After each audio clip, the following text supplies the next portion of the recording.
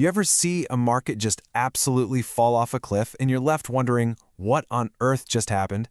Well, that's exactly what we saw in gold and silver recently, a brutal, sudden liquidation that looked like pure panic. But here's the secret. It wasn't random at all. What we actually saw was a textbook example of how the big institutional players really move markets. First, just look at this number. In a single day, silver prices plunged by 26%. We're not talking about a small correction here. This is a catastrophic drop. I mean, an absolute air pocket where buyers just completely vanished. And it wasn't just silver. Gold, the so-called safe haven? Yeah, not so safe on this day. It dropped a massive 9%. For a major asset like gold, that is a seismic move that sends shockwaves through the entire financial world. So that's the big question we're going to dig into. What could possibly trigger such a coordinated and violent collapse in precious metals? Was it a flash crash? Some kind of conspiracy? Well, the answer is actually much more clinical and, honestly, way more interesting. Now, your first thought, and it's what you'd see all over the news, is probably inflation. Gold is supposed to be an inflation hedge, right? Well, in this specific case, that common assumption was completely, totally wrong.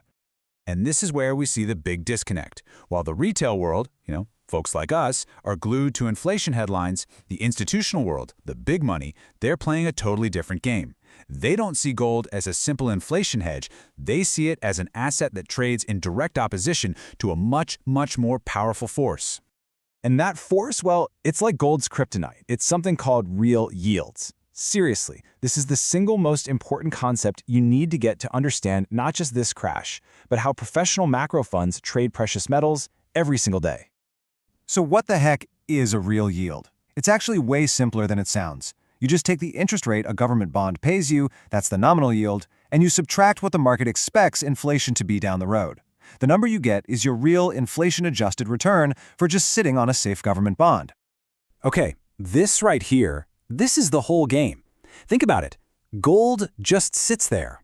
It doesn't pay you anything to hold it. Its yield is zero. So when real yields on government bonds are super low or even negative, holding gold is a pretty good deal. The opportunity cost, what you're giving up, is tiny.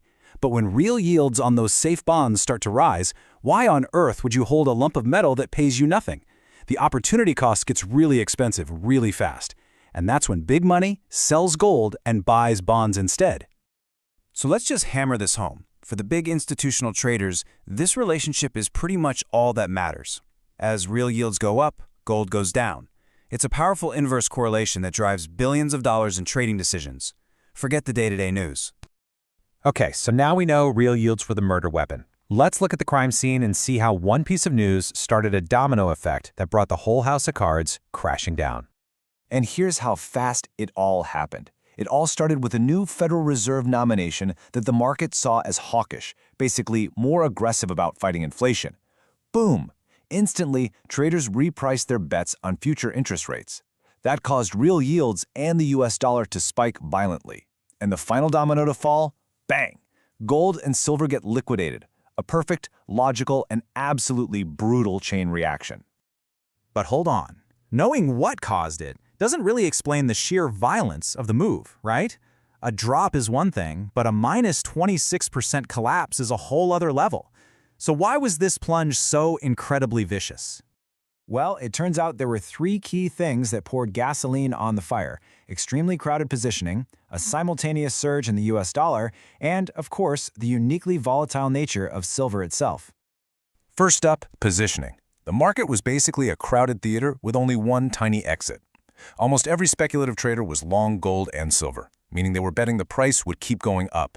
When the fire alarm, that real yield shock, went off, they all rushed for the same door at the same time. It was a stampede, and there were simply no buyers left to absorb the wave of forced selling. Okay, but that still leaves one big question. Why did silver get hit almost 3 times harder than gold? A 9% drop in gold is huge, don't get me wrong, but 26% in silver? That's a different category of disaster. What makes silver so fragile? This table really tells the whole story. Let's just walk through it. First, liquidity. The silver market is way thinner than gold's, so a big wave of selling has a much bigger price impact. Second, positioning. Silver is a favorite of more leveraged retail traders who get forced out of their positions much faster. And finally, demand. Silver has a split personality. It's both a monetary metal and an industrial metal, so when rates rise and people worry about the economy slowing down, its industrial side gets hit too. All these things combine to make silver a liquidation machine in this kind of environment. And as if all that wasn't enough, you had the US dollar rally at the same time.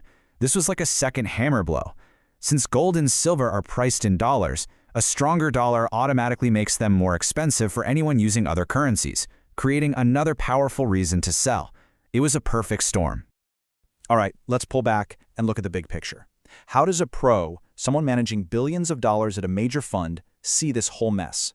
What's their bottom line? For them, it's crystal clear.